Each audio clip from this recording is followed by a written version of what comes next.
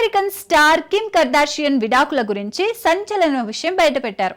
ఆమె భర్త wrapper కెన్యే west తో విడిపోవడానికి గల కారణం అందరినీ ఆశ్చర్యపరిచింది. ఈ విషయం సోషల్ మీడియాలో హాట్ టాపిక్ గా మారింది.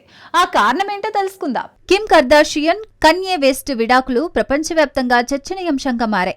కిమ్ తాజాగా వెల్లడించిన కారణం అందరినీ ఆశ్చర్యపరిచింది. కన్యే అతిగా నిద్రపోవడం, ఎక్కడ పడితే అక్కడ గురక పెట్టడం తనకు అసౌకర్యంగా ఉందని కిమ్ తెలిపారు. సామాజిక సభల్లో, రెస్టారెంట్లలో కూడా కన్యే నిద్రపోతూ అవమానకరంగా ప్రవర్తించేవాడని ఆమె ఆరోపించారు. ఇది వారి సంబంధంలో సమస్యగా మారిందని చెప్పారు. అంబానీ వేడుకలో కిమ్ ఖరీదైన ఆభరణం కోల్పోవడం కూడా సంచలనంగా నిలిచింది. ఈ విషయం కిమ్ ను మరింత ఇబ్బంది పెట్టింది.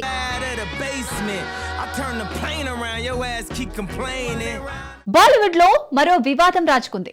సీనియర్ నటి జయా బచ్చన్ ఓ ఈవెంట్ లో అభిమానితో అనుచితంగా ప్రవర్తించారని ఆరోపణలు వచ్చాయి. ఈ ఘటన సోషల్ మీడియాలో వైరల్ కాగా కంగనా రనౌత్ జయాపై సంచలన వ్యాఖ్యలు చేశారు. ఈ వివాదం ఏమిటో చూద్దాం. ఢిల్లీలో జరిగిన ఓ ఈవెంట్లో జయా బచ్చన్ అభిమానితో సెల్ఫీ విషయంలో తీవ్రంగా స్పందించిన వీడియో వైరల్ అయింది. నెటిజన్లు ఆమె ప్రవర్తనను విమర్శిస్తున్నారు. ఈ విషయంపై కంగనా రనౌత్ జయాను టార్గెట్ చేస్తూ, ఆమె చెడిపోయిన విశేషాధికారం గల మహిళ, అమితాబ్ భార్య కాబట్టి ఆమె కోపాన్ని ప్రజలు సహిస్తారు, ఆ సమాజ్వాదీ టోపీలో ఆమె కోడిలా కనిపిస్తోంది అని సెటైర్ వేశారు. కంగనా వ్యాఖ్యలు సోషల్ మీడియాలో తీవ్ర చర్చనీయాంశంగా మారాయి.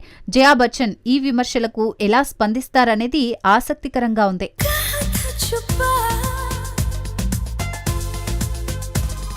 తలపతి విజయ్ తో కలిసి పనిచేసిన అనుభవాన్ని నటి పూజా హెగ్డే షేర్ చేశారు.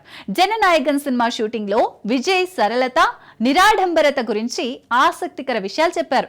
ఈ సినిమా గురించి పూజ ఏమన్నారో ఇప్పుడు తెలుసుకుందాం. జననాయకన్ చిత్రంలో తలపతి విజయ్ తో రెండోసారి జతకట్టిన పూజా హెగ్డే అతని స్టార్డమ్ గురించి ప్రశంసలు కురిపించారు. వినోద్ దర్శకత్వంలో రూపొందుతున్న ఈ రాజకీయ యాక్షన్ డ్రామా విజయ్ కెరీర్ లో కీలకమైంది. పూజ మాట్లాడుతూ, విజయ్ సెట్ లో అందరితో స్నేహపూర్వకంగా తన స్టార్ ఇమేజ్ ను చూపించకుండా ఉంటారని చెప్పారు. బాబీ డియోల్, ప్రియమణి, గౌతమ్ వాసుదేవ్ మీనన్ లాంటి తారలు ఈ చిత్రంలో నటిస్తున్నారు. 2026 జనవరి 9న విడుదలకు సిద్ధమవుతున్న ఈ సినిమా విజయ్ ఫ్యాన్స్ కు గ్రాండ్ ట్రీట్ ఇవ్వనుంది.